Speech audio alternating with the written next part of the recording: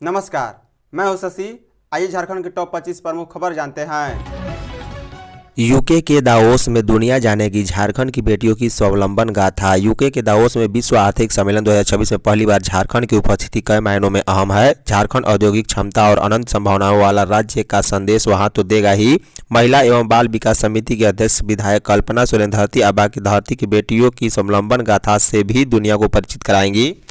कल्पना सोरेन यह संदेश भी देंगी कि जब आधी आबादी नेतृत्व करती है तो अर्थव्यवस्थाएं मजबूत होती है, लोग अप्रत्याशित बदलावों का सामना करने वाले बनते हैं और विकास अस्थायी होता है। वह झारखंड की महिला नेतृत्व, लैंगिक समानता व समावेशी विकास संबंधी सूबे की आधी आबादी के आत्मविश्वास, उद्यमशीलता और नेतृत्व कौशल का प्रमाण प्रस्तुत करेंगी। वे आदिवासी, ग्रामीण और आर्थिक रूप से हाशिए पर रहने वाले समुदायों की महिलाओं की वास्तविकताओं और आकांक्षाओं को वैश्विक मंच पर साझा कर बताएंगी कि ये वे समूह हैं जो अब झारखंड के आर्थिक और सामाजिक परिवर्तन की वाहक बन रही हैं। गौरतलब है कि स्विट्जरलैंड के दावोस और इंग्लैंड की यह विदेश यात्रा 18 से 26 जनवरी तक होने जा रही है। गिग वर्करों पर 10 मिनट में सामान पहुंचाने का दबाव हटा। केंद्र सरकार के निर्णय के बाद गिग वर्कर से 10 मिनट में सामान पहुंचाने का दबाव हट गया है। श्रम एवं रोजगार मंत्रालय का हस्तक्षेप के बाद बिलकिंट ने 10 मिनट में डिलीवरी के दावे को हटा दिया है। अन्य कंपनियां भी जल्द इस बारे में फैसला कर सकती है। सूत्रों का कहना है कि केंद्रीय श्रम एवं रोजगार मंत्री डॉक्टर मनसुख मांडविया ने बीते हफ्ते बिलकिंट, जेप्टो, जोमेटो और स्विगी जैसी कंपनियों के साथ बैठक की थी। इसमें डिलीवरी से जुड़े समय और डिलीवरी बॉय की सुरक्षा पर चर्चा हुई। क्विक कॉमर्स कंपनी के 10 मिनट में डिलीवरी के फैसले पर श्रम मंत्रालय की ओर से चिंता जताई गई। बैठक के बाद बिल्किन ने सबसे पहले अपने ब्रांड से 10 मिनट में सामान पहुंचाने संबंधी दावे को हटा दिया है। टैग लाइन में भी बदलाव किया। पहले 10,000 से अधिक उत्पाद की 10 मिनट में डिलीवरी लिखा होता था, उसे बदलकर 30,000 से अधिक उत्पाद आपके दरवाजे तक लिखा गया है। इस फैसले की यूनियन की ओर से सराहना भी की गई है। झारखंड में लापता बच्चों पर डीजीपी को नोटिस। राष्ट्रीय बाल अधिकार संरक्षण आयोग ने झारखंड में लापता बच्चों के मामले को गंभीरता से लेते हुए झारखंड के डीजीपी को नोटिस जारी किया है। यह नोटिस बाल अधिकार संरक्षण आयोग अधिनियम 2005 की धारा 13 के अंतर्गत जारी किया गया। आयोग ने यह संज्ञान मीडिया में आई खबरों के आधार पर लिया है। आयोग ने झारखंड पुलिस एवं प्रशासन से पूरे मामले में की गई कार्रवाई, वर्तमान स्थिति तथा बच्चों की बरामदगी को लेकर विस्तृत रिपोर्ट मांगी है।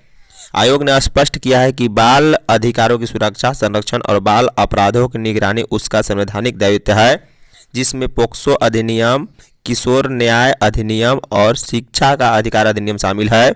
आयोग ने यह पत्र 13 जनवरी को जारी किया है। झारखंड मौसम 16 जनवरी से मिल सकती है शीतलहर से राहत। राजधानी समेत राज्य में 16 जनवरी के बाद से शीतलहर का असर कम होने की संभावना है। मौसम में बदलाव होने के साथ सर्द हवा के रुख में भी बदलाव होगा। बुधवार और गुरुवार को राज्य के आधे से अधिक जिलों में शीतलहर का असर रहेगा। रात को कनकनी के साथ ठंड बरकरार रहेगा। मौसम विभाग ने दोनों दिन इन 13 जिलों के लिए शीतलहर चलने का येलो अलर्ट जारी किया है। मौसम विभाग ने कहा है कि राज्य में गढ़वा, पलामू, चतरा, हजारीबाग, लातेहार, लोहरदगा, गुमला, सिमडेगा, रांची, खूंटी, रामगढ़, बोकारो, पश्चिमी सिंहभूम आदि जिले में कुहासा का येलो अलर्ट रहेगा। विभाग के मुताबिक राज्य में कुहासे में कमी आ रही है।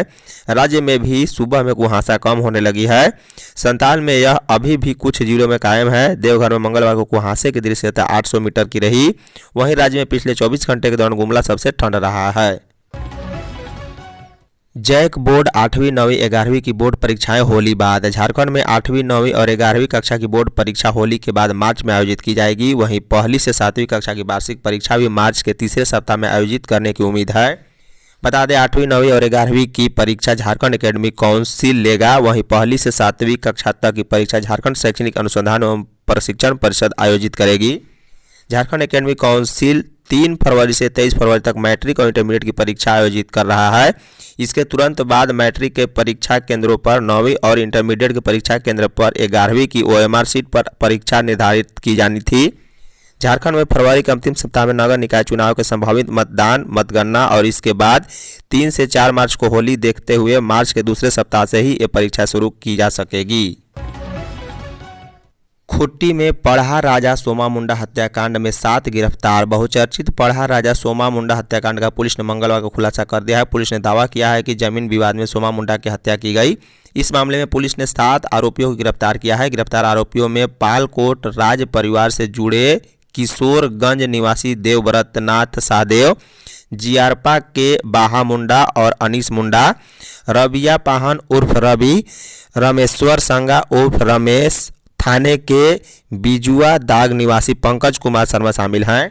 एसपी मनीष टोपो ने मंगलवार को प्रेस कॉन्फ्रेंस में बताया है कि 7 जनवरी की शाम पढ़ा राजा सोमा मुंडा के बाद मामले के खुलासा के लिए एसडीपीओ तोरपा क्रिस्टोफर क्रिकेटा के नेतृत्व में एसआईटी गठित की गई थी, जिसने तकनीकी साक्ष्य के आधार पर 7 को दबोचा गया है। पशुपालन के क्षेत्र में झारखंड में ऑस्ट्रेलिया की तकनीक लेंगे। पशुपालन के क्षेत्र में झारखंड आने वाले समय में ऑस्ट्रेलिया की तकनीक को ग्रहण कर सकता है। नस्ल सुधार की दिशा में ऑस्ट्रेलिया के प्रयोग को अपनाने को लेकर कृषि विभाग गंभीर है।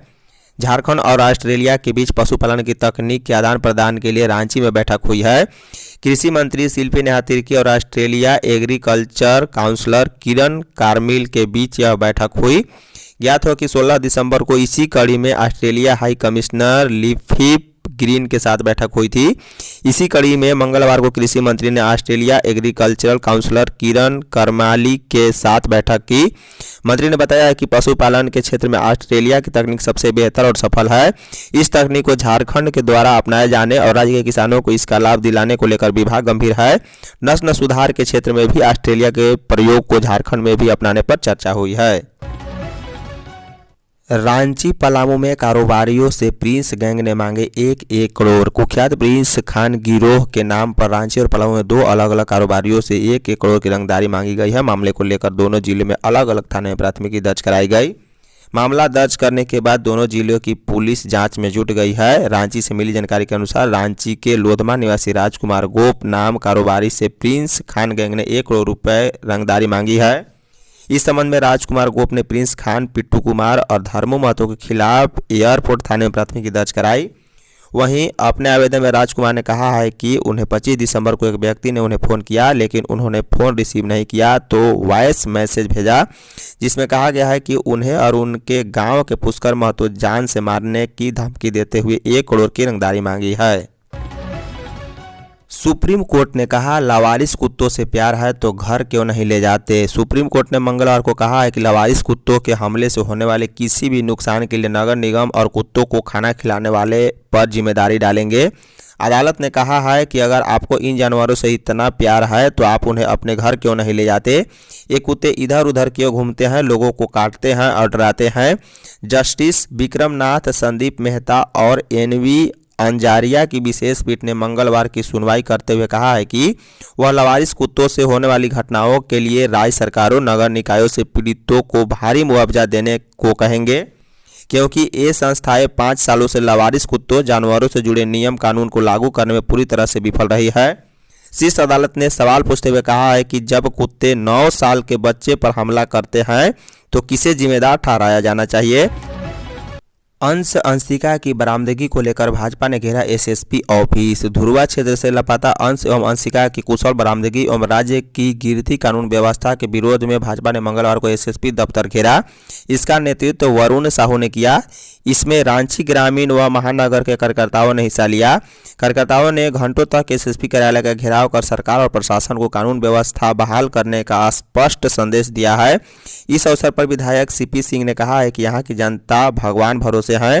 प्रशासन कानून व्यवस्था सुधारने के बजाय उगाही में व्यस्त है। जमीन दलाली, बालू चोरी और दिखावटी हेलमेट चेकिंग तक की इनका काम सीमित रह गया है। रोज हत्या, बलात्कार, डकैती और अपहरण की घटनाएं आम हो चुकी है। अंशिका का मामला सरकार और पुलिस की पूर्ण विफलता का प्रतीक है।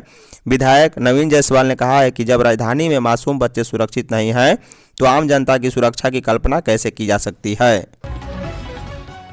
झारखंड के लाभुकों को 20 माह बाद मिलेगी दाल। झारखंड के 68 लाख से अधिक राशन कार्डधारियों को अगले महीने दाल मिलने की उम्मीद है। करीब 20 माह बाद राज्य के पीडीएस लाभुकों को मुख्यमंत्री दाल वितरण योजना का लाभ मिलेगा। लाभुकों ने बताया है कि विभाग की ओर से अंतिम बार मई 2024 में लाभुकों को दाल उपलब्ध कराई गई थी। इस योजना से राज्य भर में कुल 68,21,143 राशन कार्डधारी परिवार इस योजना से लाभान्वित होंगे। इसमें 60.06 लाख परिवार राष्ट्रीय खाद्य सुरक्षा योजना के हैं, जबकि 8.15 लाख परिवार झारखंड राज्य खाद्य सुरक्षा योजना के लाभुक हैं। दाल की आपूर्ति के लिए खाद्य सार्वजनिक वितरण एवं उपभोक्ता मामले विभाग की ओर से टेंडर की प्रक्रिया पूरी कर ली गई है। टेंडर में चयनित कंपनी को दाल आपूर्ति का वर्क ऑर्डर जारी कर दिया गया है। राज्य भर के 25 या से अधिक जन वितरण प्रणाली दुकानदारों के माध्यम से लाभुकों तक दाल पहुंचाई जाएगी। पढ़ाई जीवन यापन सिखाती है, जबकि खेल मान सम्मान और पहचान। झारखंड शिक्षा परियोजना परिषद की मेजबानी में आयोजित 69वीं राष्ट्रीय स्कूली शतरंज एवं साइकिलिंग रोड एवं ट्रैक प्रतियोगिता की शुरुआत हो गई है। मंगलवार को प्रतियोगिता का आगाज रंगारंग सांस्कृतिक कार्यक्रम और दीप प्रज्वलित कर हुआ है। यह राष्ट्रीय प्रतियोगिता 13 जनवरी से 17 जनवरी तक आयोजित होगी। साइकिलिंग रोड एवं ट्रैक प्रतियोगिता का उद्घाटन समारोह रिंग रोड स्थित विकास नेवरी में हुआ। इस मौके पर मुख्य अतिथि के रूप में झारखंड के पूर्व खेल मंत्री मिथिलेश कुमार ठाकुर सहित विशिष्ट अतिथियों में ट्रैफिक डीएसपी शिव कुमार और डीएससी बादल राज, सेवानिवृत्त डिप्टी कमांडेंट एसएस गिल और झारखंड साइकिलिंग संघ के महासचिव शैलेंद्र कुमार पाठक एवं डॉक्टर धर्मेंद्र लांबा शामिल हुए हैं। टूसू केवल लोक पर्व नहीं, प्रकृति और किसान की आत्मा से जुड़ा उत्सव। राज्यपाल संतोष कुमार गंगवार ने मंगलवार को मोराबादी में आयोजित टूसू महोत्सव पर सभी को शुभकामनाएं दी है। राज्यपाल ने कहा है कि टूसू केवल लोक पर्व नहीं बल्कि प्रकृति और किसान की आत्मा से जुड़ा हुआ उत्सव है। यह पर्व प्रकृति और मानव जीवन के बीच स्थापित आत्मीय संबंध को लोक आस्था के माध्यम से अभिव्यक्त करता है तथा कृषि समाज के उल्लास और संस्कृति चेतना को सुदृढ़ करता है।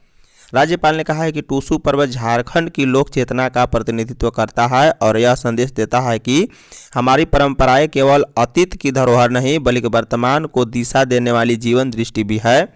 ऐसे आयोजन नई पीढ़ी को अपनी जड़ों से जोड़ते हैं तथा सामाजिक समरसता और सौहार्द की भावना को मजबूत करते हैं। उन्होंने प्रधानमंत्री के एक भारत श्रेष्ठ भारत के संदेश का उल्लेख करते हुए कहा है कि देश की वास्तविक शक्ति उसकी सांस्कृतिक विविधता और लोक परंपराओं में निहित है। सोमा मुंडा की हत्या के विरोध में 17 जनवरी को झारखंड बंद। करमटोली स्थित केंद्रीय धूमकुड़िया भवन में मंगलवार को विभिन्न आदिवासी संगठनों की संयुक्त बैठक हुई। बैठक में पढ़ा राजा सोमा मुंडा के हत्यारों की अविलंब गिरफ्तारी की मांग की गई। बैठक में निर्णय लिया गया है कि हत्या के विरोध में 16 जनवरी को मशाल जुलूस निकाला जाएगा और 17 जनवरी को पूरे झारखंड में बंद बुलाया जाएगा। मौके पर आदिवासी संगठन के विभिन्न प्रतिनिधियों ने कहा है कि 7 जनवरी को सोमा मुंडा की गोली मारकर हत्या किए जाने के बाद कई दिन बीत चुके हैं, लेकिन खुट्टी पुलिस अब तक असली अपराधियों तक नहीं पहुंच पाई। आदिवासी प्रतिनिधियों ने कहा है कि यह सिर्फ एक व्यक्ति की हत्या नहीं बल्कि आदिवासी नेतृत्व और जल जंगल जमीन की रक्षा करने वाले की हत्या की गई है। बैठक में पूर्व मंत्री गीता श्री उरांव भी मौजूद थी। झारखंड मौसम तापमान में उतार चढ़ाव जारी। राज्य भर में शीतलहर के बीच तापमान में उतार चढ़ाव जारी रहेगा। राज्य के कई जिलों में अभी भी शीतलहर चल रही है, जबकि कुछ इलाकों में दिन में गर्म का एहसास होने लगा है। राज्य के जिन जिलों में आने वाले दिनों में शीतलहर चलने की संभावना है उनमें मंगलवार को राज्य के उत्तर पश्चिमी और मध्यवर्ती जिले, जबकि बुधवार और गुरुवार को मध्यवर्ती उत्तर पश्चिमी और राज्य के दक्षिणी जिलों में कहीं कहीं शीतलहर चलने की संभावना है। इन जिलों में शीतलहर को लेकर मौसम विभाग ने मंगलवार को येलो अलर्ट भी जारी किया है। उल्लेखनीय है कि पिछले लगभग 10 दिन में राज्य के अधिकांश जिलों में शीतलहर चलने के कारण कड़ाके की ठंड पड़ रही है। गुमला, लातेहार, लोहरदगा, हजारीबाग और रामगढ़ में न्यूनतम तापमान लुढ़कर 5 डिग्री से नीचे पहुंच गया था। हालांकि पिछले 2 से 3 दिनों से धूप में तपिश महसूस की जा रही है। इस वजह से न्यूनतम तापमान में 2 से 3 डिग्री की वृद्धि भी दर्ज की जा रही है। निपाह वायरस को लेकर झारखंड सरकार अलर्ट। पश्चिम बंगाल में निपाह वायरस के 2 संदिग्ध मामले के सामने आने के बाद झारखंड सरकार पूरी तरह सतर्क हो गई है। राज्य के स्वास्थ्य मंत्री डॉक्टर इरफान सानी ने मंगलवार को प्रदेश के सभी जिलों के सिविल सर्जन को अलर्ट मोड में रहने का निर्देश दिया है। इस संबंध में स्वास्थ्य विभाग के अपर मुख्य सचिव अजय कुमार सिंह को भी आवश्यक दिशा निर्देश जारी किए गए। स्वास्थ्य मंत्री की ओर से जारी प्रेस विज्ञप्ति में बताया गया है कि निपाह वायरस एक अत्यंत ही खतरनाक जूनोटिक बीमारी है जो जानवरों से मनुष्यों में फैलती है। यह वायरस मुख्य रूप से फल खाने वाले चमगादड़ों से फैलता है। इसके अलावा संक्रमित जानवरों विशेषकर सूअरों से सीधे संपर्क, उनके संक्रमित मांस के सेवन अथवा संक्रमित व्यक्ति के शरीर से निकलने वाले लार, रक्त और अन्य द्रवों के संपर्क में आने से भी संक्रमण फैल सकता है। डॉक्टर अभिफ आनंद ने स्पष्ट निर्देश दिया है कि राज्य के सभी जिलों में सख्त निगरानी, त्वरित रिपोर्टिंग प्रणाली और जन जागरूकता कार्यक्रम चलाया जाए ताकि जिलों के लोगों को निपाह वायरस के लक्षण, बचाव और आवश्यक सावधानियों की पूरी जानकारी मिल सके और राज्य में इसके किसी भी संभावित प्रकोप को रोका जा सके। रांची गुमला में यात्री बस पलटी, 40 घायल। रांची से गुमला की ओर आ रही एक यात्री बस मंगलवार को नागफेनी लावा गाई के पास दुर्घटनाग्रस्त हो गई है। हादसे में बस में सवार करीब 40 यात्री घायल हो गए, जिनमें से 12 लोगों को गंभीर चोटें आई है। सभी गंभीर रूप से घायलों का इलाज गुमला सदर अस्पताल में चल रहा है। प्रत्यक्षदर्शियों के अनुसार बस तेज रफ्तार में थी, इसी वजह से चालक वाहन को अपने नियंत्रण में नहीं कर सका और सड़क किनारे लगे लोहे के गार्डवाल को तोड़ते हुए 4 लेन सड़क से नीचे गिर गई। बस 2 बार पलटने के बाद सीधे गड्ढे में जा गिरी और अंत में खड़ी स्थिति में रुक गई। बस में सवार यात्रियों ने बताया है कि यदि गड्ढे में गिरने के बाद बस पूरी तरह पलट जाती तो जान माल का नुकसान कहीं ज़्यादा हो सकता था। हादसे के बाद बस के भीतर अफरा तफरी मच गई और यात्रियों के बीच चीख पुकार सुनाई देने लगी। धन्यवाद।